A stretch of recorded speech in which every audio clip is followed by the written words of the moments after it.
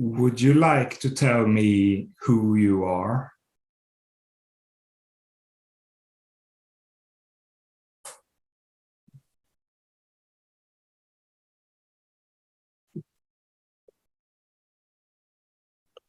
I am what you are. I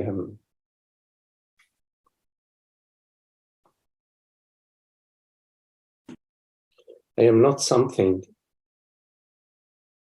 I am not someone. I'm not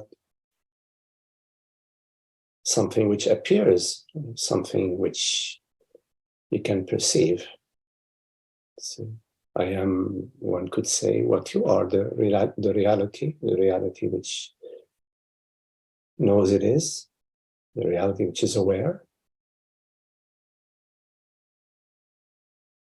which does not know what it is, nor does it need to know what it is. At the mind level, we can call this reality life, we can call it being, we can call it universal consciousness. So I am not something or someone. Of course, the body is what it is. The male body has a history, like all bodies, like all forms.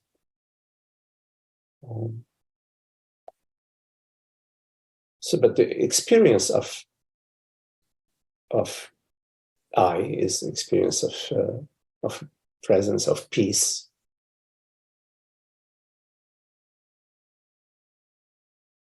And the enjoyment of this conversation, for example, the enjoyment of what appears, the unexpected. Life is always unexpected, but what's around the corner, who knows?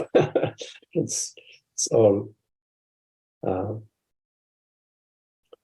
available to be surprised. We're available to be surprised moment by moment.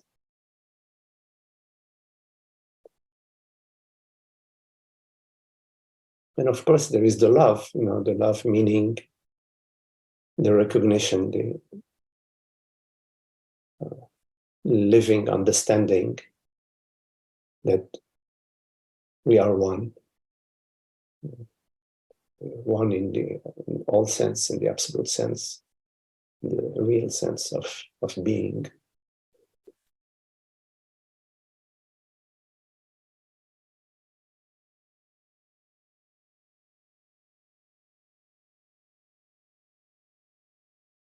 So there's no need for identity. There's no need for identification or identifying with anything. There isn't. In the moment, there's just this beautiful unfolding.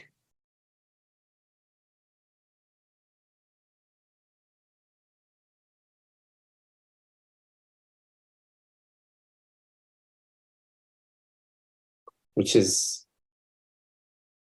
bathed in peace and in stillness, in silence.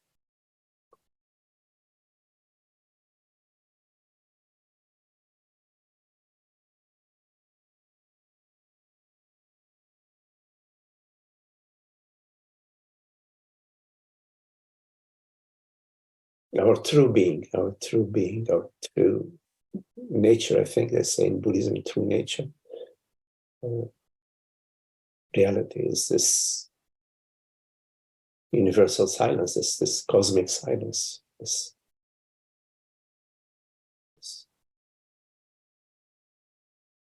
a creative silence.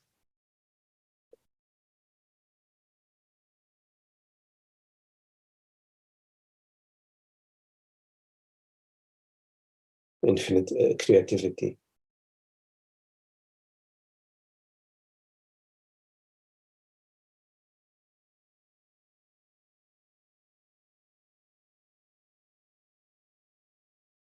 Without, without any issues, without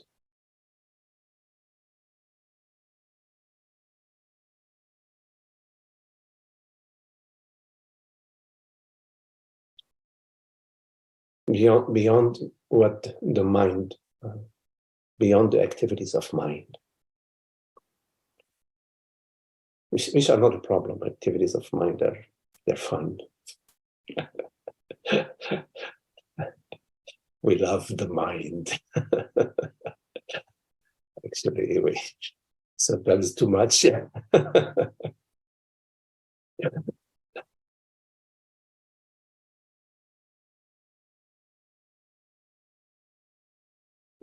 Sometimes they'll confuse the mind, meaning the realm of perception. We confuse that with reality. It's like in your night dream, you're completely identified with the character that appears in the dream, that you are in the dream, you say. And so in your dream, you're perceiving all sorts of events, all sorts of activities, and they're very real. They seem to be all what is happening. It overlooks the reality of the dreamer, which is the invisible dreamer. So from the mind's perspective, reality is the activities and the events, the appearances within the dream. So there's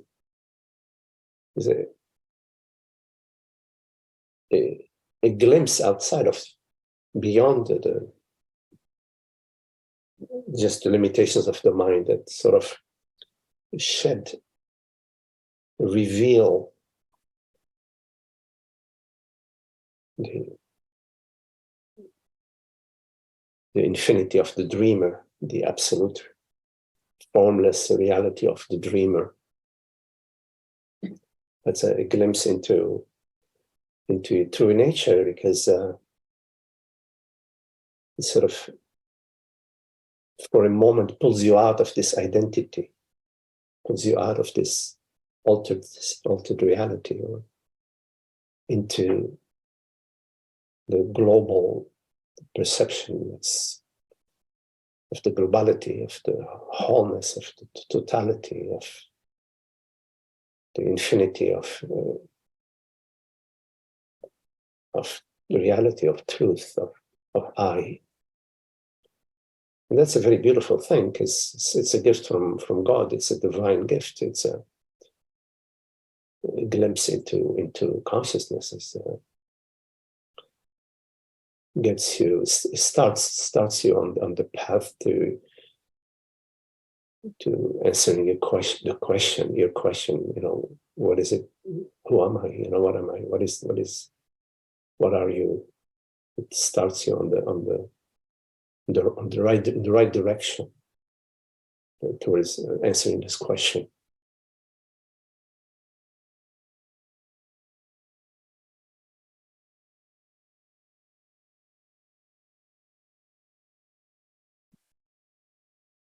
So the path to answering your question, what are you? What am I? Is paved with insights about consciousness. It's always about consciousness.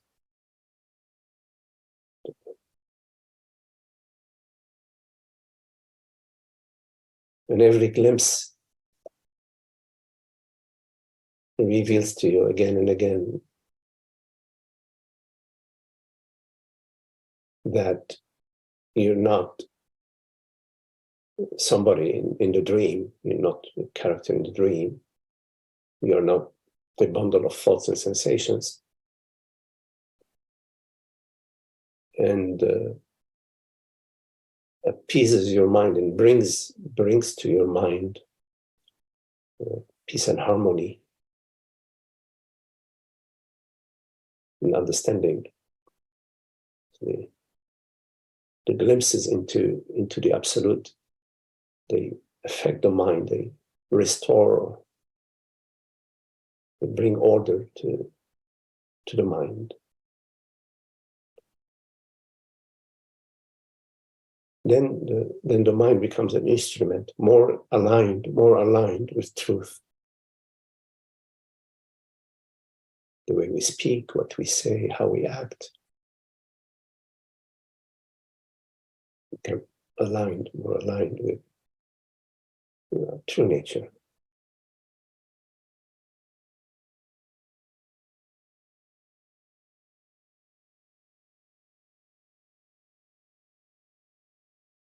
And so our questions get answered via this process of inquiry, investigation, interest, and love for truth. And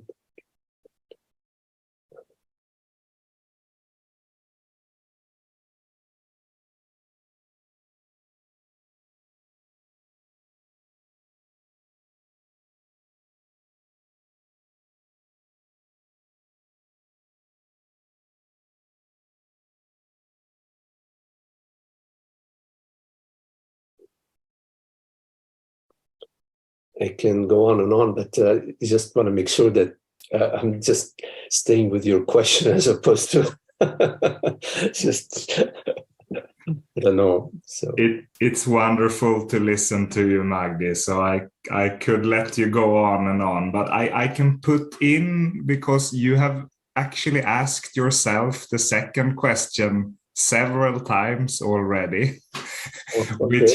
which is what am I?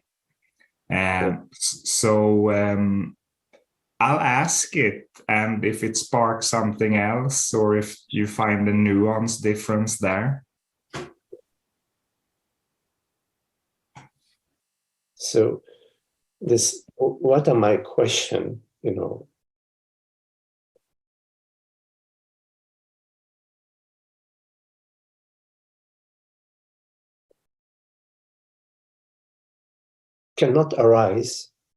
does not arise from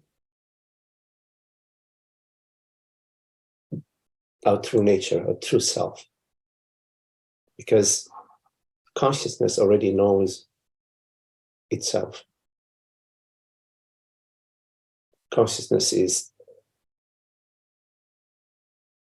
the reality which is, and the reality which knows it is, and knows it perceives in this moment. So the question, what am I, doesn't arise from consciousness, because consciousness already knows itself, as what we refer to sometimes as being, or as presence, or as awareness. So from the perspective of reality, the question, what am I, is not a question. There's no such question. But of course, there's a level of mind, the level of our the human experience, our sense of being limited, our sense of being looking for a purpose, wondering what this is about. So there is also that aspect, from the perspective of the mind, there is the question, what am I? And usually this question is answered via certain thought patterns, certain conditioned channels. We may answer the question, well, I am this, but I'm not that. I am the body, but I'm not the oak tree. I am the son, but the son of Mary, but I'm not the daughter of Joe. So from the perspective of the mind, there are many answers. And of course, the most traditional answer, culturally, is I am a material form. I am the body-mind born. And at some time will die, and I hope I do the best in between. So that's from the most common, download to the question, what am I?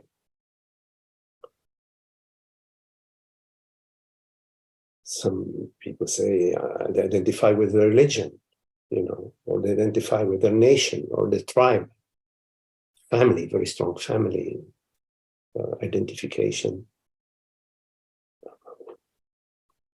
some cases, in some parts of the world, there are class, is a class or a caste system. So I'm a member of this caste or that caste. So from the perspective of the mind, there are so many answers to this question, but it's always saying, I am this, but not that. I am a Christian, but not a Muslim. I am from this caste, but not from that caste. I am the son of so-and-so, but not the daughter of so-and-so.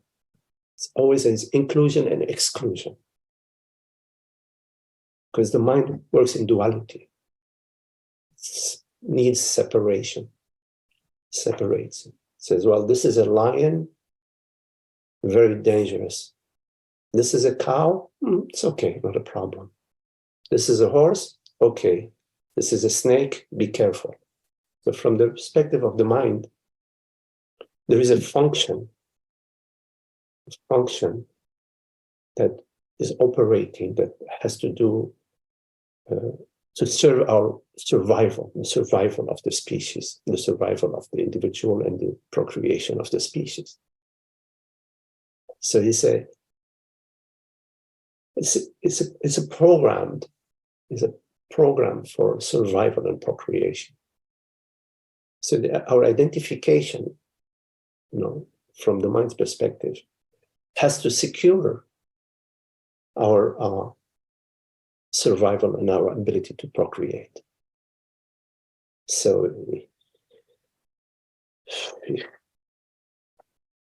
there is a stronger tribe than my tribe, then I'd like to belong to the stronger tribe. Or if my tribe is weaker, I want my tribe to become stronger, so my tribe can survive, so I can survive, so we can procreate. There are all these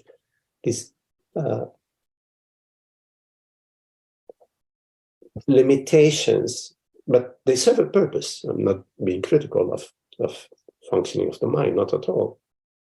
It's just more descriptive that the mind operates within certain limitations, within certain conditions, for a certain purpose. But of course, your question is a much deeper question. You're asking, what am I? You're raising the question beyond the survival of the species or the procreation of the species. Because the question pertains to the reality which perceives, which is.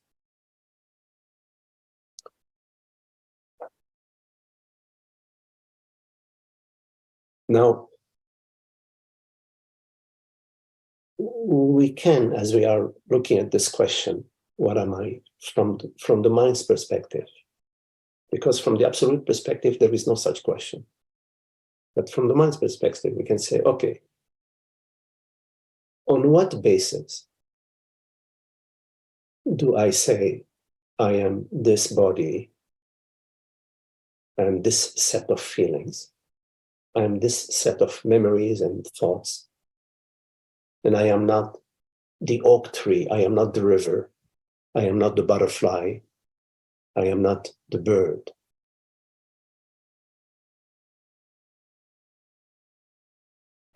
This question may sound like a crazy question. Of course, I'm not the bird.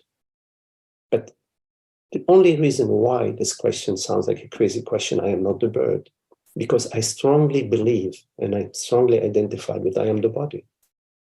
But if and when this belief and this identification, I am the body, is relaxes, you never know. It may include the bird. You never know. It may include the bird.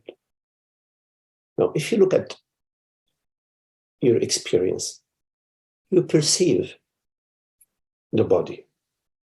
You perceive the body when you look in the mirror, can look at your hand, you perceive your hand.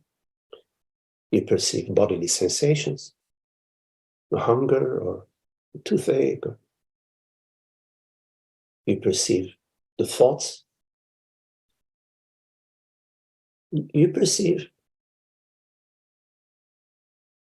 a sensation, a bodily sensation, in the same place that you perceive a thought. It's not like you perceive the thought somewhere else, and you perceive a bodily sensation somewhere else. They appear in the same space, within awareness. The oak tree and the butterfly also appears in the same space of awareness, in exactly the same space of awareness. So already it's interesting to notice, well, wait a minute, they're all appearing on the same screen, in the same space.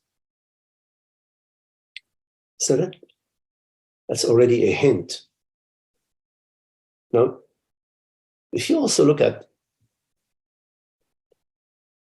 where does perception appear? If you take a look at that, you will find that perception doesn't appear somewhere out there.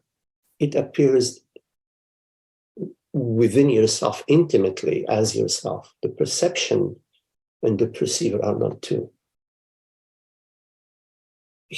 When you perceive a sensation, the sensation is not in your tooth, The sensation, you're perceiving it within consciousness, within awareness.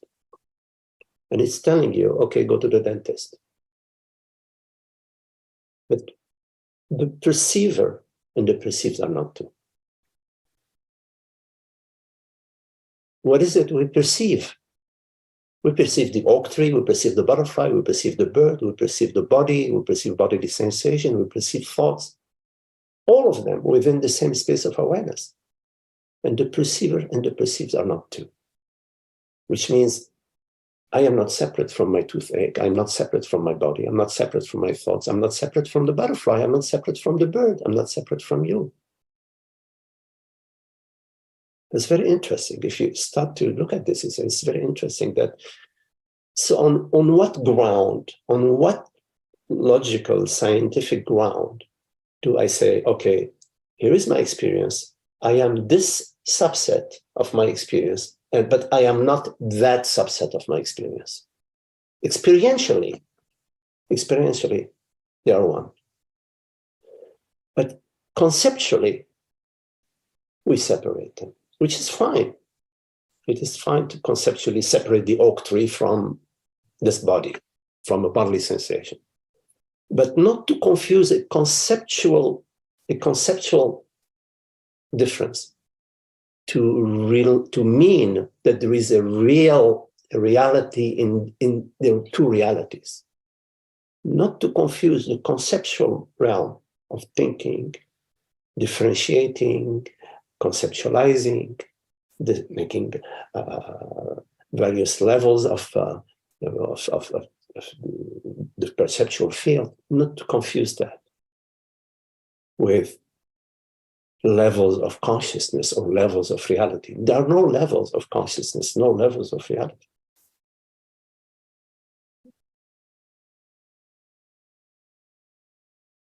So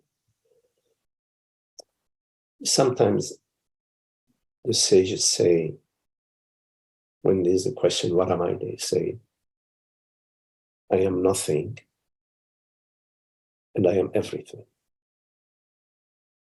I am nothing means I am not an object. I am not a thing. I'm not a body. I'm not a mind. I'm not this. I'm not that. Neti, I'm not. At the same time, I am everything. Because everything, whatever that is, everything is always is this. Whatever this is, perception, sensation, we can classify it in many ways. Everything, the world, everything belongs to one reality, is an aspect of this one reality. And experientially, this reality is consciousness, awareness. That's a direct, if you investigate reality, meaning that which does not change across time and space. In other words, reality at 6 o'clock this morning, it's reality at 7 p.m. are not two different realities. Reality does not change across space or time. In the kitchen, it's not a different reality than in the living room. In Europe, it's not a different reality than in Africa.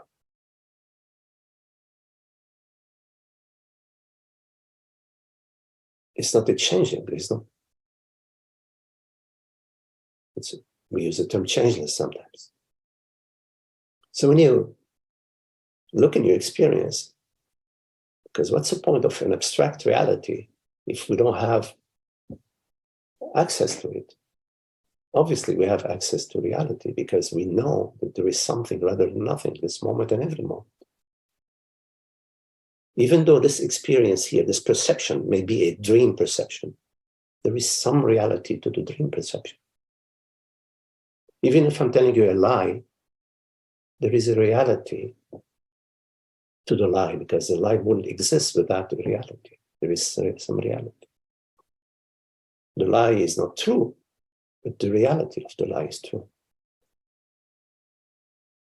So when we look at our experience at what is reality, we come upon our direct knowingness of being, of presence.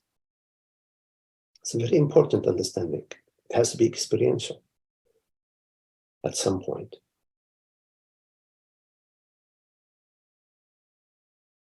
And then the question, what am I? Makes sense that I am nothing, not a thing, and I am everything. There's nothing outside of reality. There isn't a separate objective reality somewhere. This reality includes everything. Meaning everything, whatever that is made out of that same reality. The essence, the invisible being, whatever words we want to use, essence of existence is this reality, which we know directly, experientially, as this formless, invisible, nominal, non-phenomenal being, awareness.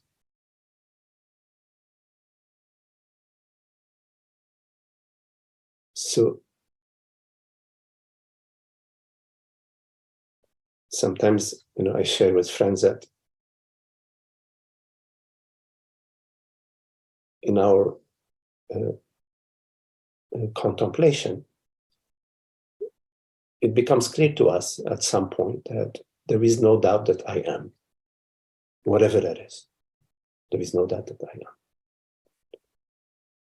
And there is no need, and I don't know what I am. And there is no need to know what I am.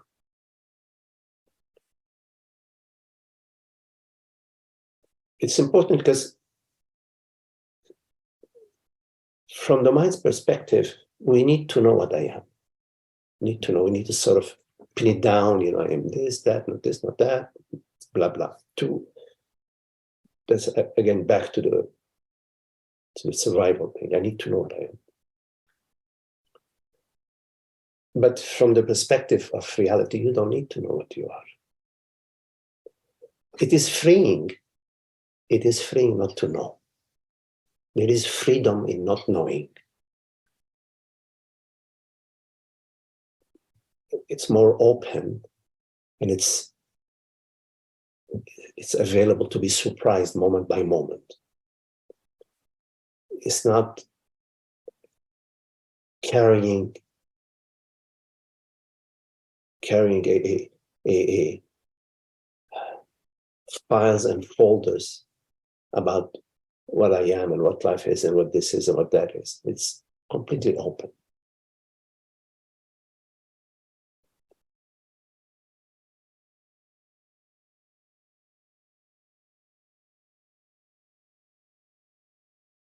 Because whenever you define yourself,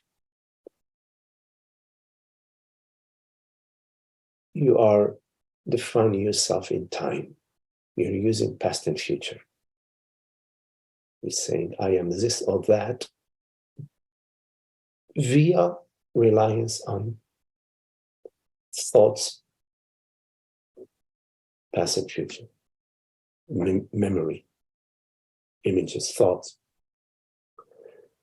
But if you take a look at past and future, you look at past, you take a close look at the past, you find that there isn't an actual past outside of a current thought arises about breakfast yesterday. But this thought is arising now in being in presence. Same with the future. It's no thought about you're going to go to the concert tomorrow or on Sunday. This thought arises to you in the moment, in the present. So, given that, in fact, in reality, there isn't an actual, experientially, there isn't an actual past and future, then the definition of what I am, which requires time, as in there is no room for that. There is no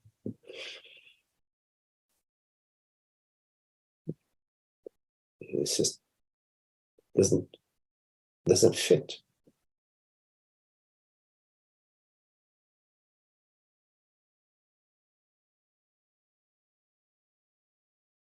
So yeah, I mean, I don't know what I am.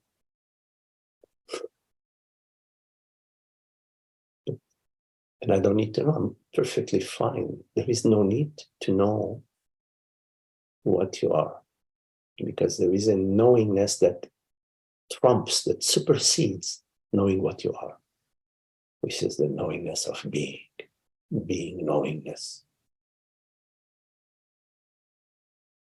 I know that I am.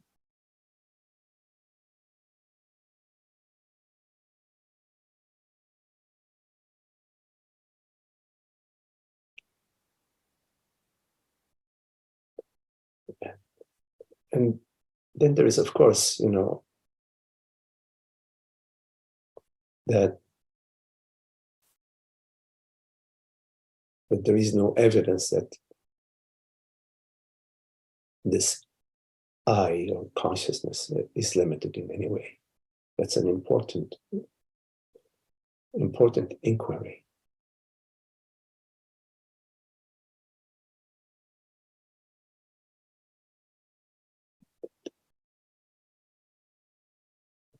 Thoughts about limitation or feelings or sensations about limitation. I feel I'm limited. I think I am limited. I believe I am limited. They're just appearances. They're just thoughts and sensations. The dreamer is not limited by its dreams. Even if you dream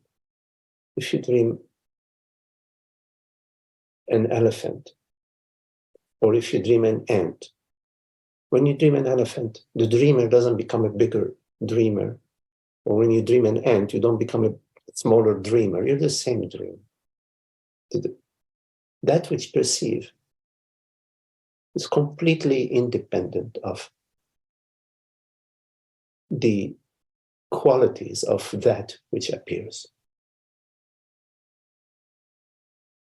So thoughts that I am this or that, and I'm limited, that consciousness arises out of the brain, is going to be born, is going to die, whatever. All these are thoughts, but they don't know the thoughts that appear and the sensations that appear. They do not know. They don't have access to the reality which perceives them,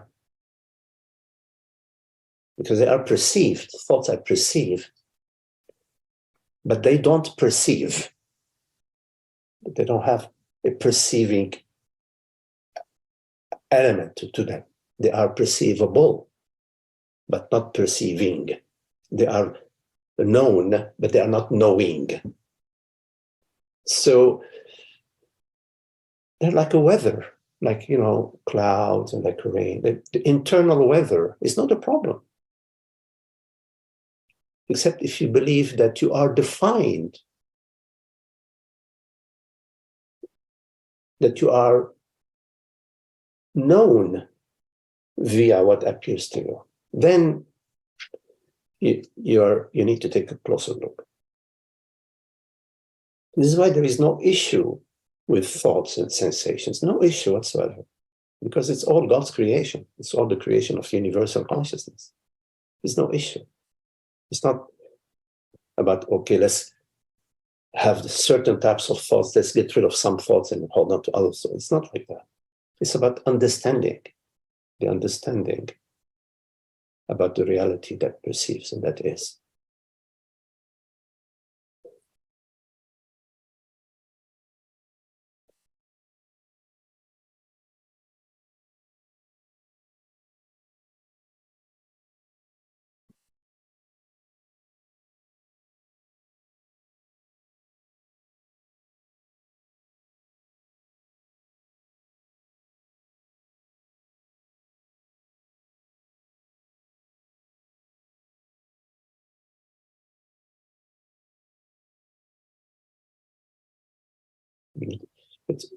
We love to engage in the channels of mind. We love debates and mind activities.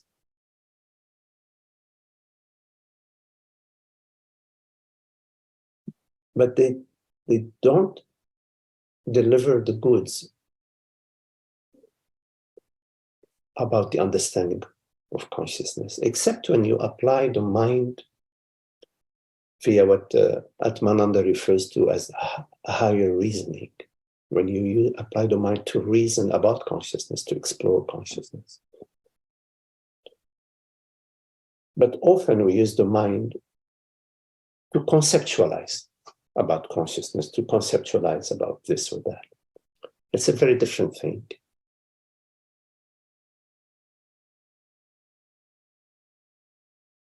Because there is an identity, a personal identification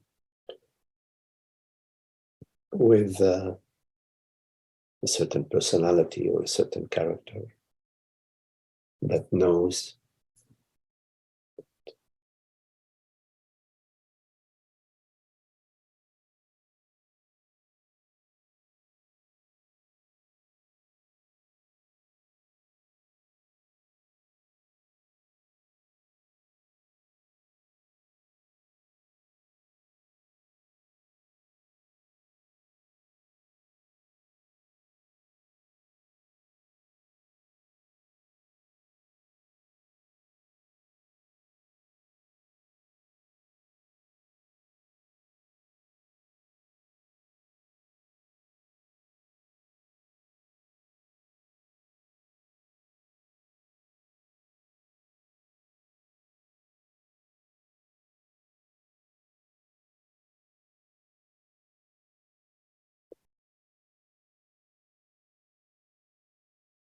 We believe that we need to be somebody in order to whatever.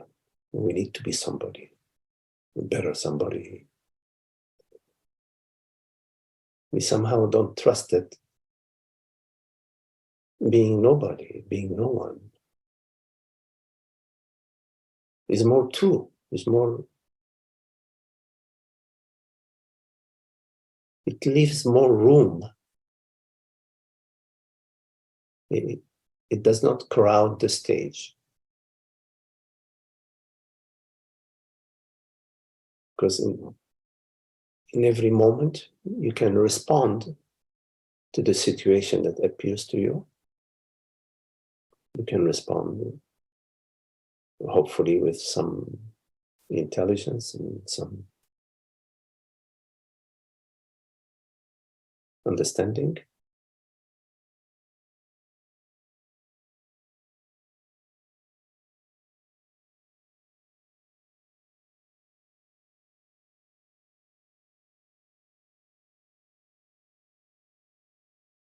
But in order to make room for the understanding, we have to make sure that the mind is open, available for the understanding, and not crowded with any belief. We have to be not knowing. So not knowing is a good thing for understanding.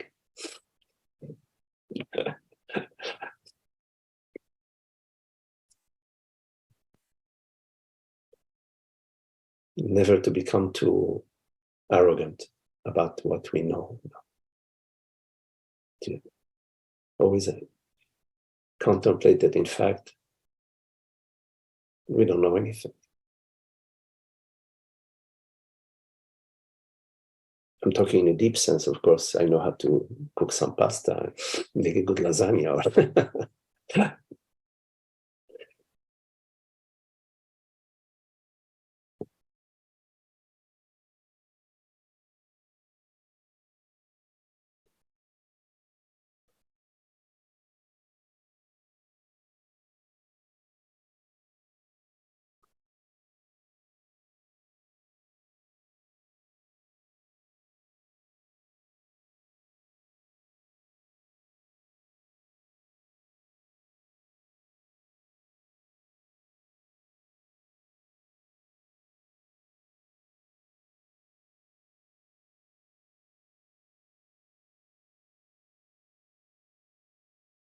It's important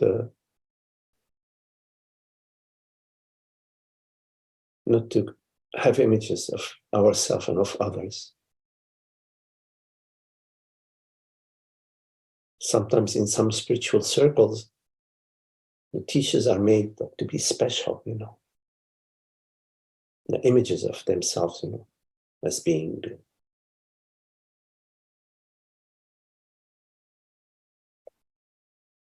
I think it's important not to do that, and to elevate some people and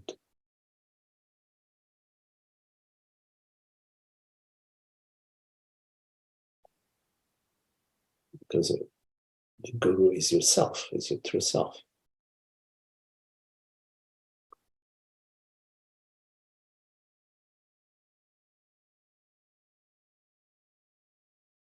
It's not a personal self. There isn't a personal self, it's just thoughts, feelings.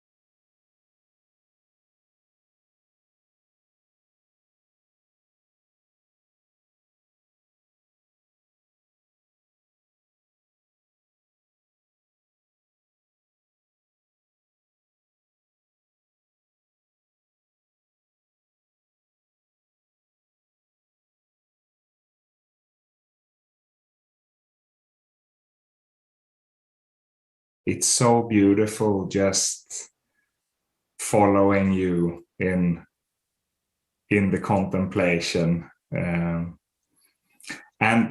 you have very elegantly led us into the third inquiry, which is what is another? What is another? Yes. Yeah, I mean, the other is your very self. You are the other. From my perspective, this is the other. From the perspective of the other, I am the other. So, which is the other? We're both the other, but so the other is my very self. At the same time, there is no other. There is no other.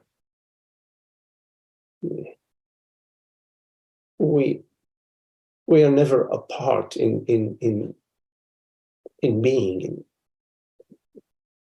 We are this beingness, this formless beingness, the creative potential, the universal creative potential. It's what we are, and so the other is an expression of your true self, as is this body mind, which we can call Magdi, is also an expression of the true self, of being, of reality. So You look like, for example, the grains of sand, I mean, grains of sand on the beach, what makes them separate? It's only from the perspective of the mind that we say, well, this is this grain of sand and that is that grain of sand. This is the size, this is the shape of this grain of sand. This is the size and this shape of that grain of sand. But is it in the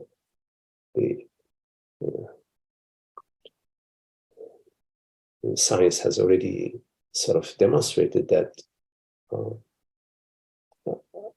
a wave becomes a particle is a wave upon observation. Upon the moment of observation, the wave is a particle. So yeah, what makes this grain of sand A and this grain of sand B is observation. It's part of the way consciousness expresses itself, plays within itself, creates within itself for its own infinite creative, out of its own infinite creative potential. It creates perception of you, Eric, me, Magdi, her, Betty, whatever. It's at the moment of perception, there is appearance. But this appearance, as it appears, it disappears. There isn't a continuity to appearance. There isn't a continuity to Eric, the body mind. There isn't a continuity to Magdi, the body mind. There isn't a time element, which a real time element, which makes a real perception real of its own. The time element is an aspect of mind, of thought, of creation, the creativity, the creation of time, of memory. So like now there is a memory of Eric, there is a memory of Magdi. Tomorrow there may be lesser memory, but there still is going to be memory of Eric, and similarly there's going to be memory of Magdi. So it's a creative aspect of consciousness. It's just thought. The memory is a thought, and in the memory, in the thought, within the thought, it's as if there is a real Eric. There is some knowledge, some knowingness of Eric, as Eric is ... this that person, whatever. That, oh, I know Eric, I know, but I really don't know Eric. But how can I know Eric? Because it's not possible to know Eric, because knowingness doesn't exist in time. There's not knowing. There's no time for me to know Eric as an unfolding in time. But there's another way I know Eric in the eternal. I know Eric as presence, as being, as my very self, as consciousness, as awareness, as presence. So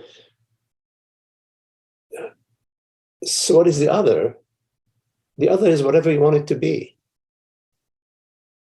The other, whatever you want it to be. There are infinite others in mind. So maybe a story about this person and that person, then we change our mind, and it's this and that, and then no, it's more like this and like that. So it's the game of otherness. It's the game of otherness. It's like dealing cards, It's just, you can deal cards, and every card is a different shape, different.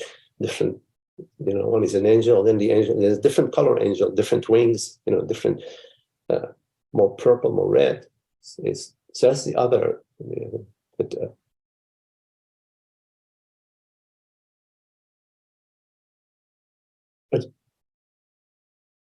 from the perspective of ignorance, the other arises out of a separate me. There is a separate me and a separate other. So this separate me, meaning a separate consciousness, a limited personal consciousness, and a different limited personal consciousness. First, we start with that. Start with there is a limited consciousness which exists, I don't know, in the brain, within the body, whatever it transmutes from body to body after death, whatever theories and beliefs we have. But this is what we start with. Maybe we're unaware of it, but it's there. There is this belief, this feeling that there is a me first, and then there is the other. So the one, and then there is the two, the three, the four. We start with the one. But it's a different one than the wholeness, than the oneness, than the infinite. It's not the infinite one. It's the separate one. So it's the one that's followed by 2, 3, 4, 5, 6, etc. And this is what the others is. It's like the identification with a bundle of thoughts, feelings, sensations, identification with a form, with an image, with a moving image, a growing image, an unfolding image. It's some sort of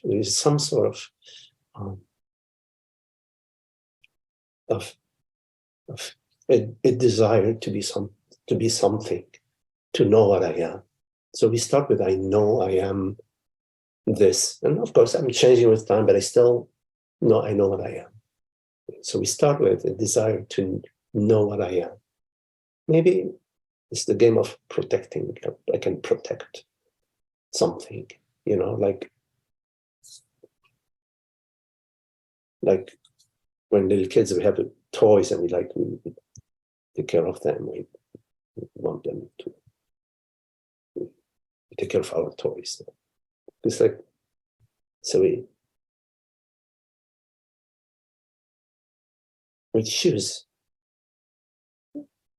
to be somebody. So we're in a society where this is the game that we are playing. Of course, it's all God's game, but this is how we are in this dream, manifesting that I am this, you are that, I have this, you have that.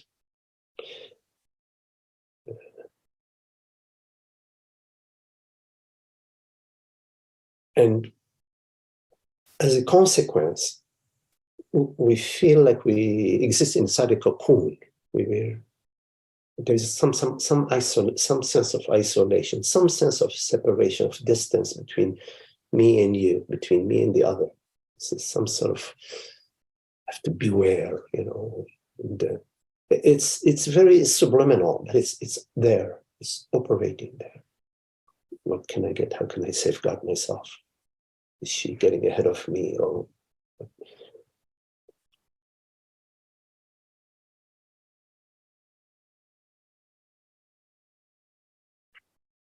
so from the source, at the source of the other, there is nobody. There's nobody. So then from nobody, then we say there is somebody. Unless there is nobody, then we say there is somebody. But this somebody, it appears in nobody because it arises out of nobody. And then there is somebody, and then from somebody there are others. So if you take it back from the others, they arise from somebody, because somebody, then there are others. So we go the other direction now. There are many. We go to the one. There is one who is creating the many. But this one, it arose out of nobody. The many things start with one thing. One thing, and then there is the other things. And then this one thing arises out of nothing. This is conceptually, of course. Experientially, we never experience another. We're always experiencing our experience, our intimate experience. So I experience you intimately as myself this moment. I don't experience you outside of myself. It's not possible. I cannot be separate from you and experience you. So I experience you as myself. So how do I say, well, you are the other? I mean, so I look at my experience and say, okay, where do I take the scissor and I make a cut? I say, okay, well, that part of my experience, that's me, and that part of my experience is not me. No, I don't know where to cut. I don't know where to cut. And what to cut? What do I cut? The thoughts, the perception? What do I can cut a piece of paper. But I don't know where to make a separation between I and you. Experientially, I don't. Conceptually, yes, to say, oh, well, I am ... and Eric is ... Okay, that's different dots. I am A, B, C. Eric is G, H, J. They're different. But conceptually, of course, it's a conceptual game. It's not a problem. But your question is about the reality. And experientially, there isn't a B, C, and D, E, F. It's all one. It's all one. And it's all one not knowing. This is beyond any knowing. It's just one. And it's perfect.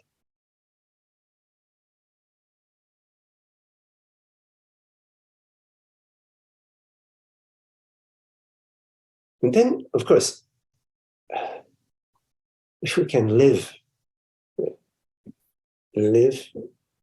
explore living the other being yourself. It's challenging at times because when you're in interaction, when you're in a relationship, it's a little bit different, you know.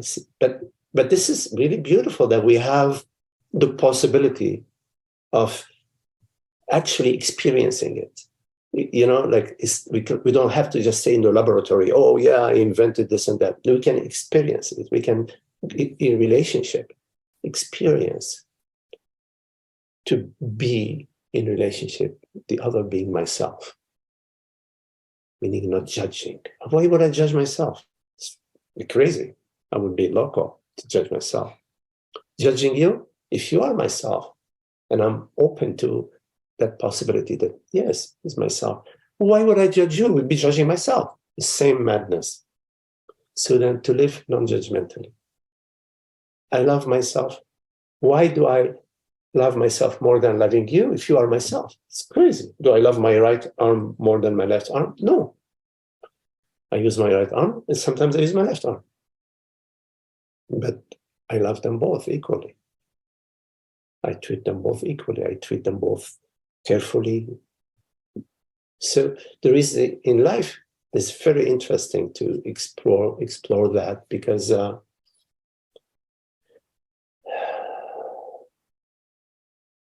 in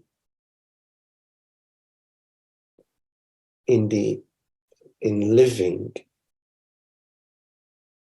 according to the principles of one reality, it rubs from you some feelings, some old feelings that you have of being me, being separate me. It challenged. Sometimes they get challenged. Those feelings are brought out in the relationship, and it's good that they're brought out, because it doesn't matter what you do with them. You don't have to succeed or fail, because it's all you. But it's nice that they're brought out so you can see, interesting aspects of myself that, you know, defending, I want to be loved, I want to please, or whatever. I'm careful, to see these things at the psychological level. I'm not talking in the practical level. The practical level, sometimes you have to be careful from some people. Some people, they come with a hammer, right? You know, you want to run away. I'm talking psychologically.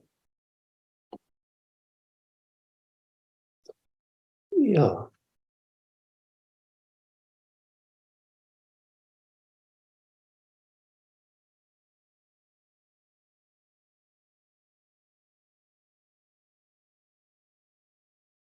So in relationships, we are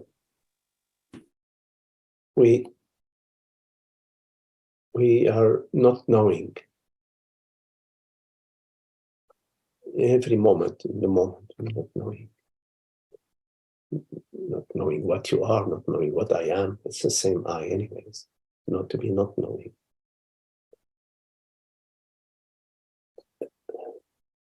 And of course, then there is the compassion, and compassion is an aspect of consciousness. Compassion meaning that we feel certain things within our body mind. We also feel within other body minds. There's a compassion. There's no wall. It's open. It's an open space. So we sense the other as myself, and of course, it's like you take care of yourself, you take care of the other as best you can. Not a mission, not a spiritual mission, just life unfolding, the mystery of life unfolding.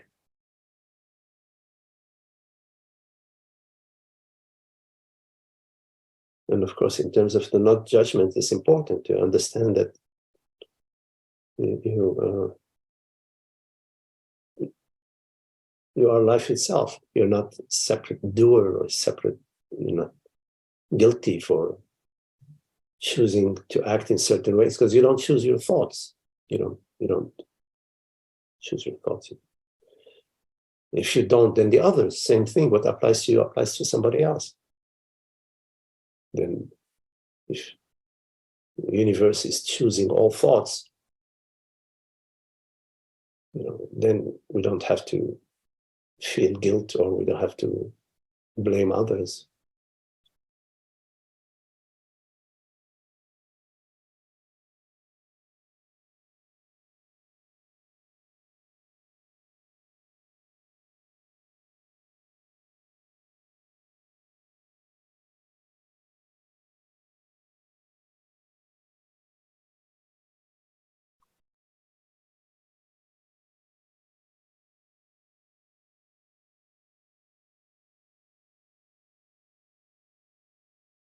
And I like to intermingle with people. Sometimes I join some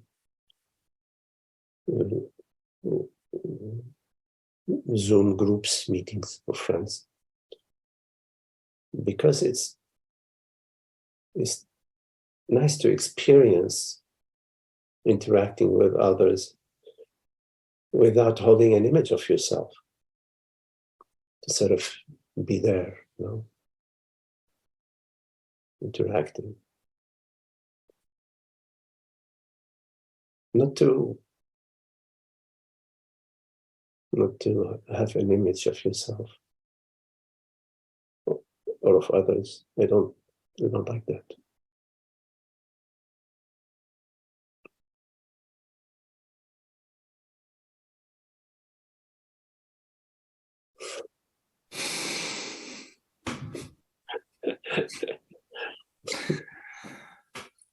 The mystery of life unfolding.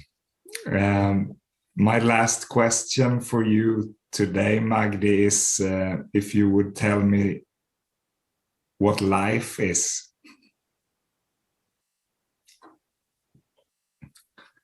I remember when I was maybe, 12, 13 years old, I had this question, it sort of appeared to me that there's this planet called Earth, and here I am, this little speck, this little speck on this planet, in this home, in this house, and what the heck is all this? What's going on? I remember going and asking my mom, she told me something religious about, I think she hadn't contemplated this question. At least I didn't feel that she had. It's It's a wonderful question, because what is life is the same question as what is reality. Because it makes no sense to answer this question conceptually, or life is this and life is that. And it's got to be a real question and a real answer. So what is reality, which we call life? What is reality? Because I love the fact that reality has no opposite. It's not like there is something, there is a reality, and there is something which is not reality. Reality there's no opposite. I love that. And I like to answer questions or to talk with friends about reality. I don't care so much about non-reality. Although, science fiction books, there are a lot of novels, a lot of, I love movies, movies, they're fantasy movies, all sorts of. But when it comes to the question about what is life, what arises for me is what is reality. And so reality is both the unmanifest and the manifest. The unmanifest is consciousness, presence, being. And the manifest is creation, creativity, forms, infinite forms, beyond the human mind. Whatever the human mind is, it's just one thing, but creativity, cosmos, galactic field, and beyond, whatever it is, there isn't just this one cosmos. So life is the stillness and the movement.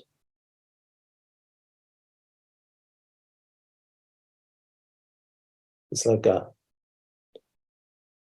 vibration.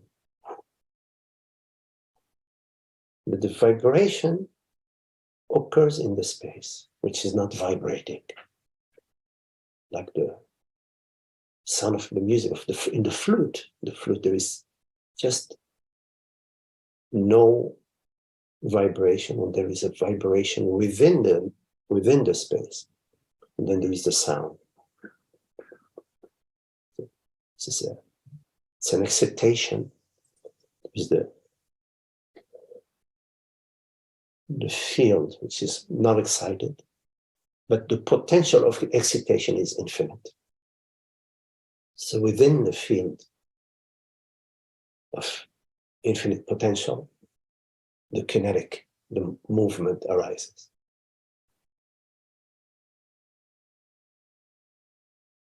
It's like the wind. The wind, it arises from in this space, which is no wind. What is the wind? And then there's wind. Where did the wind arise from? So life is the potential, the infinite potential. And the expression, the infinite expressions.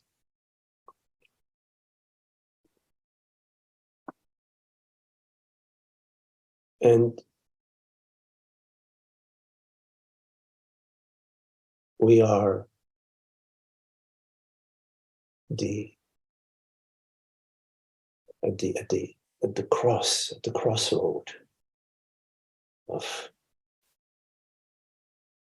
we meet at the crossroad of the unmanifest and manifest.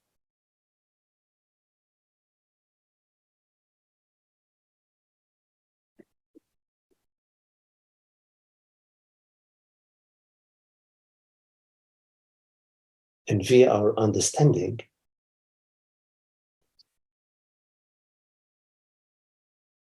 about consciousness, we are not just at this crossroad, but we are everywhere and nowhere.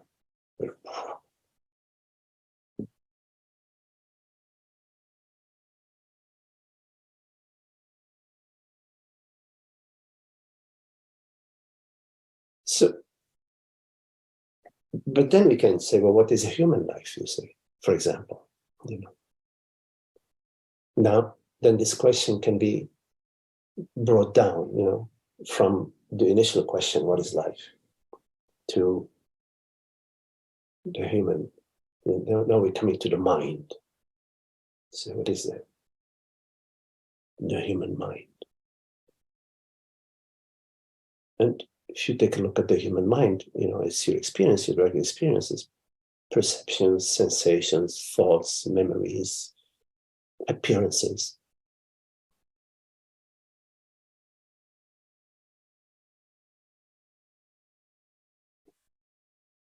But you cannot discard the understanding that the human mind can manifest ignorance or can manifest wisdom. And the human mind can manifest wisdom upon the understanding. But without the understanding about reality, about consciousness, then the mind is mostly in ignorance, back and forth between ignorance and happiness. But is in the absence of the understanding, the mind, a human mind, is seeking happiness.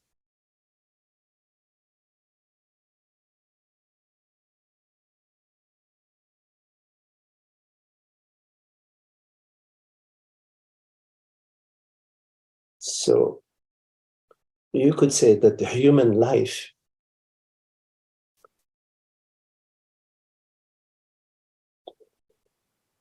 is also the movement between wisdom and ignorance, desire and desirelessness.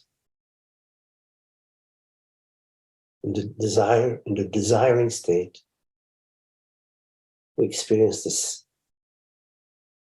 sort of tension. And in the desireless state, it's a relaxation, a release.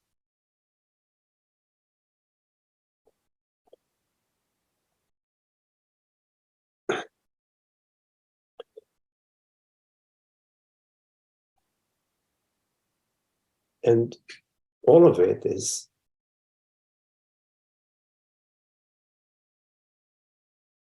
the creation of reality, of consciousness. It's creation. And as it creates it, it perceives it. They're not two, creation and perception. There is no perception without creation. There is no creation without perception.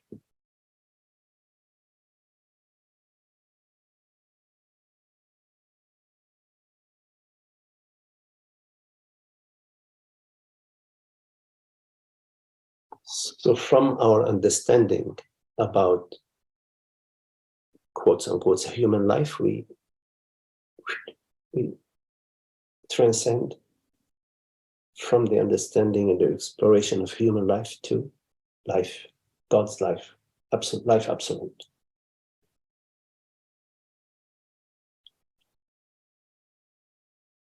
And as life absolute, it's all consciousness, it's only consciousness.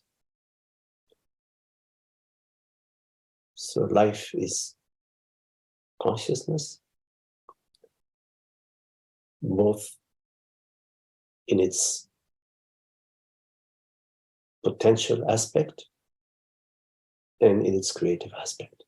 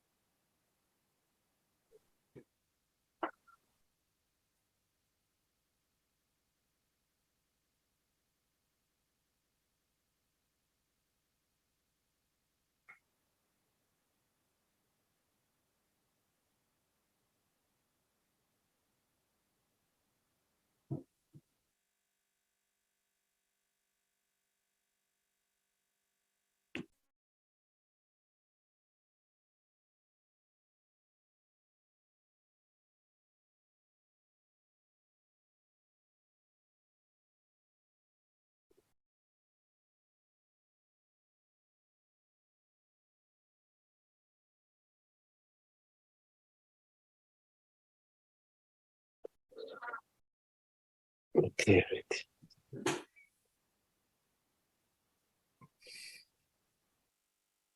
Thank you so much, Magdi.